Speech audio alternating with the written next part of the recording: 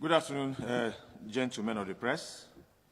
It's important at this moment to brief you on the latest developments regarding the ongoing collation of results of the last election in the state.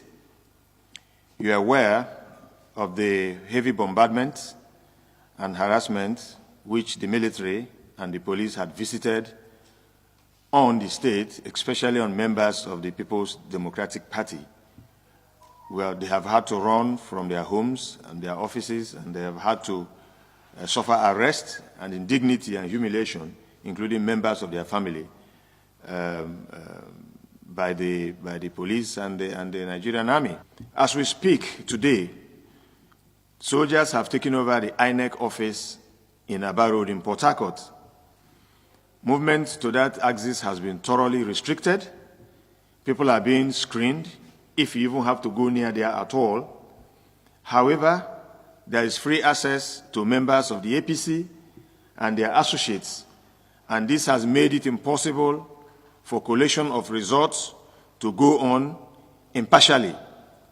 As we speak, members of the PDP have all been expelled from the INEC office in Port Harcourt by the soldiers and the police.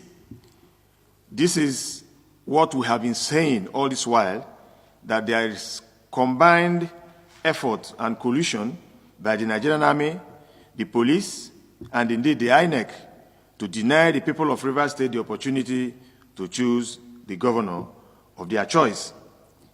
Today, materials that had already been collected in the local governments have all been taken over by the police and the military and brought down to INEC office in Port Harcourt. And the effect of this is that in the absence of the PDP agents, materials, collected results, and some that have even been announced will naturally suffer mutilation. And we fear that if this is allowed to go on, there's no way the result that will be released by INEC today will reflect the wish and the aspirations of the people of Rivers State. It is important we make this press conference here today so that the world will know what we are passing through. But let us all not forget that the INEC has said it repeatedly, that the use of the card reader was going to be paramount in this election. And so we call on the INEC to insist on those rules and ensure that results that do not comply with the provisions of the card readers should not be allowed to go in.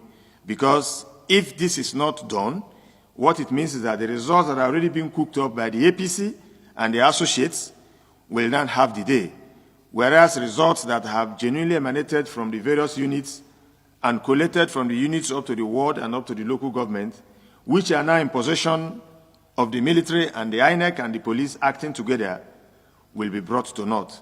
And so it's important that we let Nigerians and the international community know the calamity that has befallen the people of Rivers State today, purely because the INEC and the police and the soldiers want particular governorship candidate of their choice to win.